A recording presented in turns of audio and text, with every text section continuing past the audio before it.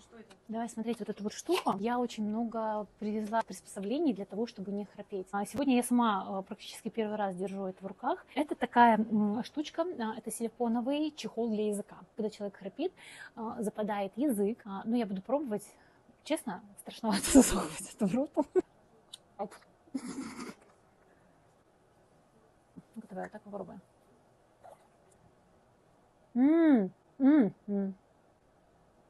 Я чувствую. Ты хочешь сказать, что так можно уснуть? Она хорошо очень присасывается. Она очень мягкая. Она не пахнет. Она вообще не пахнет, у нее нет вкуса. Что я почувствовала? Вот эта вот штука, она присосала мой язык. И она как бы вот так его взяла. Не вытянула вот так, она мягенько взяла.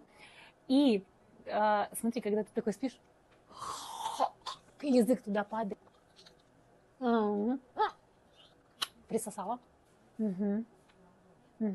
Язык, штука, вот эта штука держит язык, что не позволяет ему туда проваливаться и заваливаться. Думаю, что спокойно можно уснуть и поспать вот с этой штукой. Сейчас такой сидишь и думаешь, я там по лицу вижу за кадром, как спать вот с этим.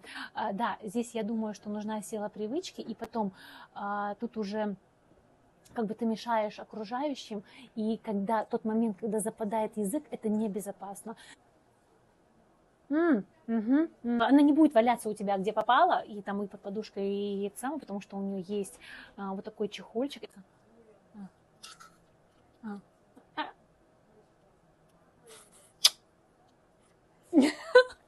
Очень хорошая штука, я тебе скажу. Силиконовый чехол для языка, он так и называется.